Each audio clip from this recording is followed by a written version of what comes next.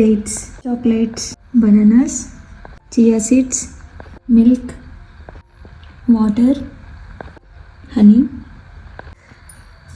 ముందుగా డేట్స్ వేసుకోవాలి. నెక్స్ట్ వచ్చేసి చాక్లెట్స్ వేసుకోవాలి. నెక్స్ట్ బనానా వేసుకోవాలి.